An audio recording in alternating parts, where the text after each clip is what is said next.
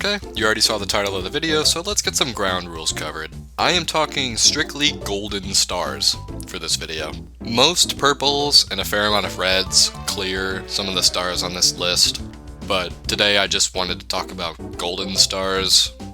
I didn't really want to talk about purples and reds. And for some entries on this list, that will simply be stars that award golden stars. They make a golden block appear at the star gallery. There are some challenges like Chicken Shoot, Leap Glide, the Break the Targets games, where you don't actually pick up a tangible star, but a golden block appears in Toad Town, signifying you collected a golden star. So yeah, I'll be going by that metric. I'm also not gonna include blue coin stars because I don't really know how. I thought about it, and the last blue coin star 56, where you have to collect all of them in the entire game, that one's probably like... It's probably on the top 10 list somewhere. I don't know if it's top 5, but it's close. But how do you rank Blue Coin Star 56? Do you rank it as having to collect all 560, or just having to collect the final 10? Like, what is... I don't even know how to, like, quantify that, so it doesn't count. I will only be looking at the intended methods to collect stars, because, like, remember this star? Yeah, this one was pretty hard, right?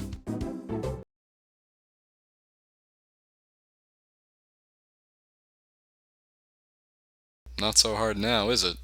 Also, I am ranking these stars purely based off of how hard it is to obtain them.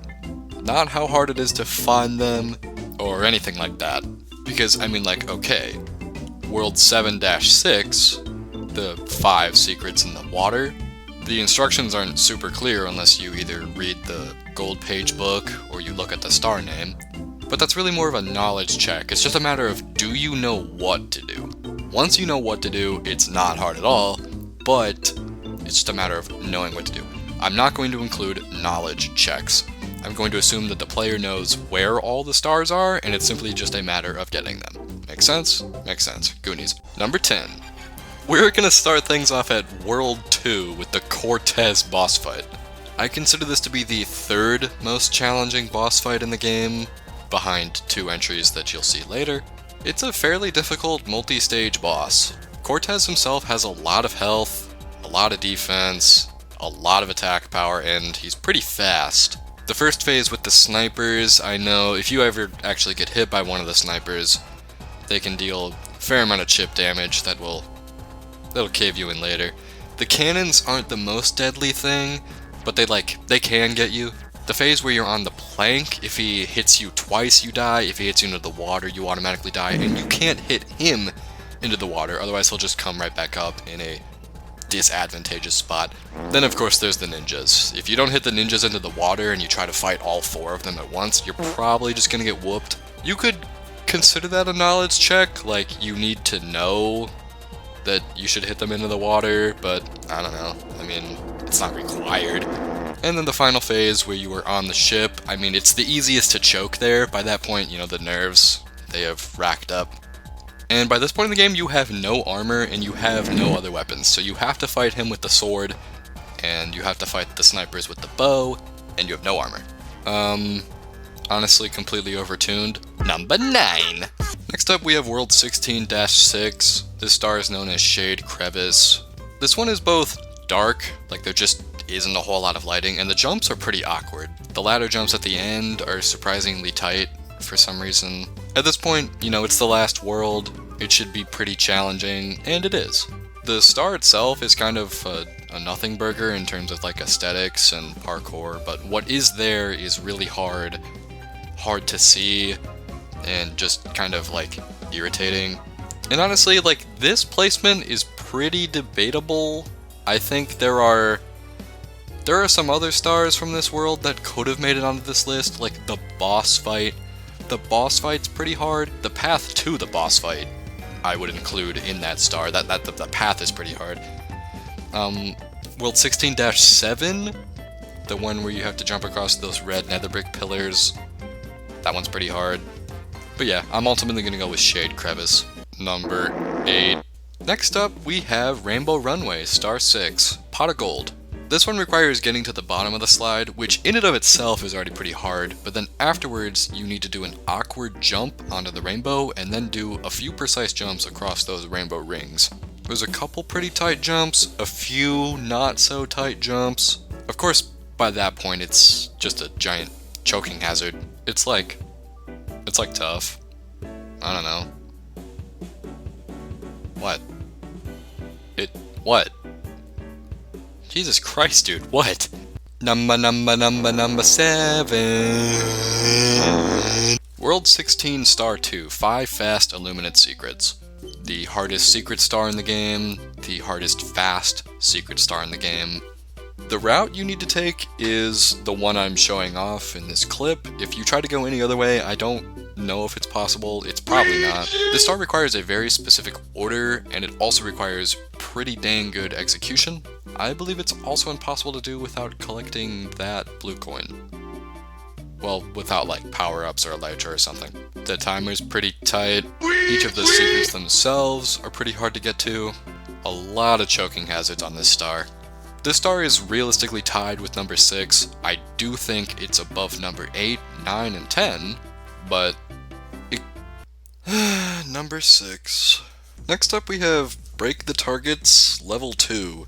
Level 1 also could have made this list. These are surprisingly challenging stages. Level 2 in particular has some pretty nasty jumps. And a lot of pretty awkward targets. The leap of faith at the end is also kinda hard. With the exception of the ladders, the level is entirely 2D, which lends itself to some very unique and difficult obstacles. It's also just a long star too, and you're not allowed to mess up at any point or you die. Pretty difficult star. Number 5. Alright, next up we have the DJ Koopa boss fight. This one's... Well, I know I said I wouldn't include knowledge checks, because like the quiz questions, they're knowledge checks. Like, it's just a matter of do you know the answer or not. But I'm not actually like talking about the questions. I'm talking about the parkour. I think that the parkour is hard enough to make this list. And then of course, you know, the questions are...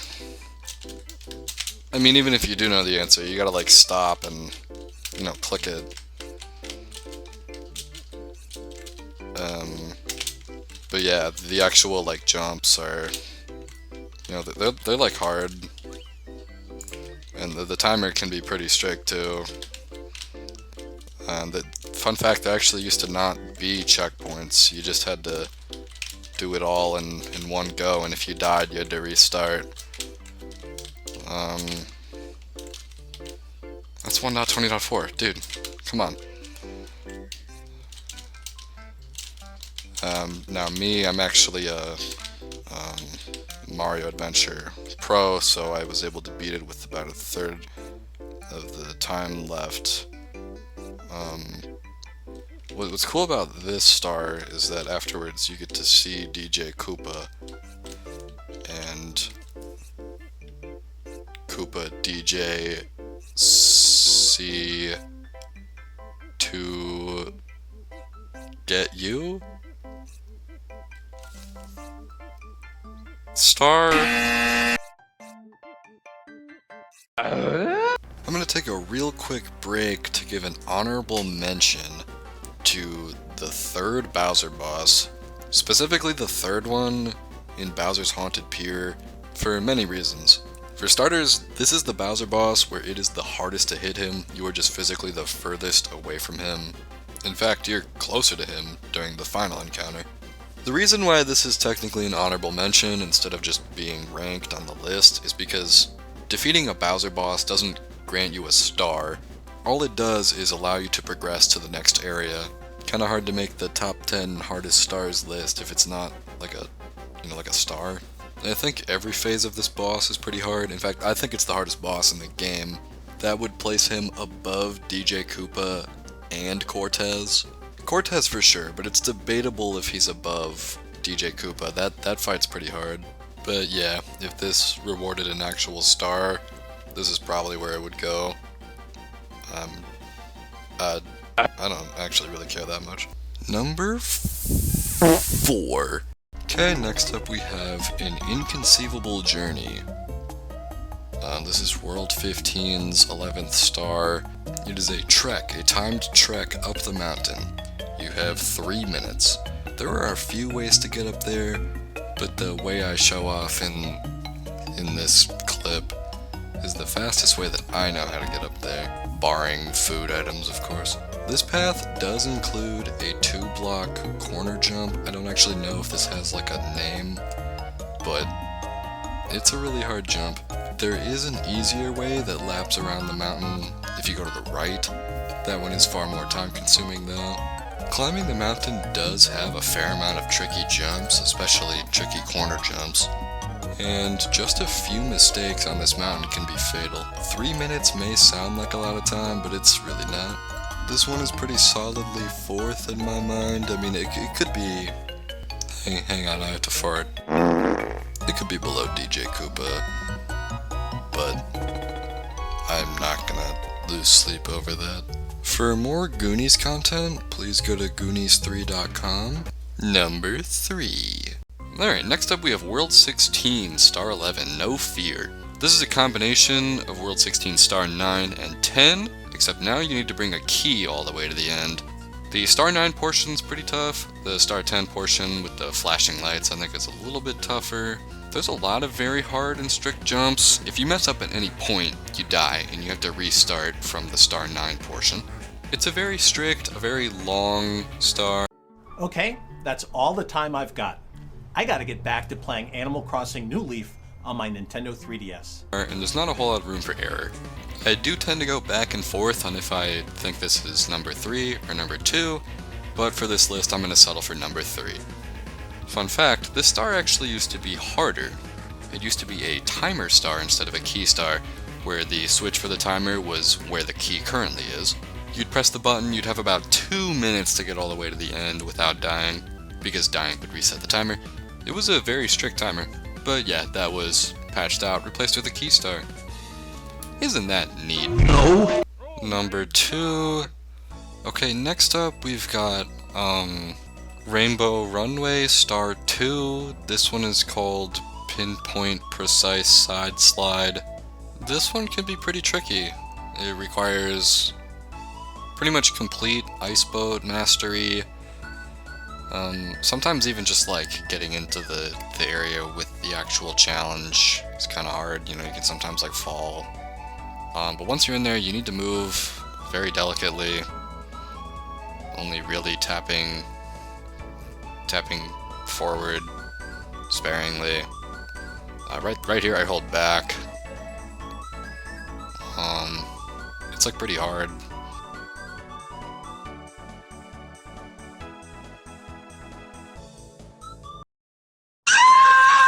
This is so boring, dude. Okay, and then in this part you have to hold forward, and yeah, and then you're there. Break time!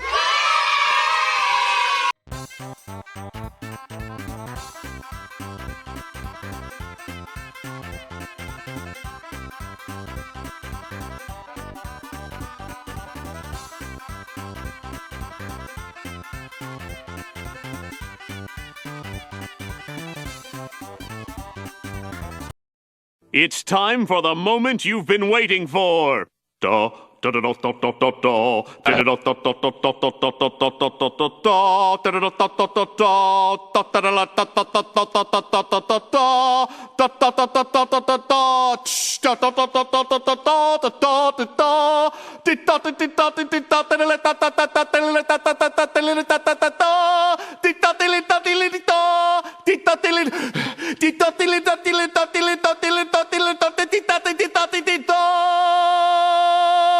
Number 1. Okay, at number 1 we have Welcome to the Valley in Mushroom Valley. This is the first star in the first world. I actually think that this one is the hardest one in the game. Okay, the real hardest star is the Hidden Palace. I hope this isn't like a big surprise. It's a pretty tough level. It's an incredibly long gauntlet of 16 hard challenges, and there's even like some little quartz bridge segments between those 16 challenges that are kind of hard. You're allowed to set 4 checkpoints for yourself throughout this journey. It's the last star. It was intended to be the hardest one. I think it would be pretty poor design if it wasn't. But like, level with me here for a second. Okay, so in the break time picture, right, the answer is 9, but have you ever stopped and thought about how criminally irrelevant most of this information is? Like, let's just look at the top row, okay?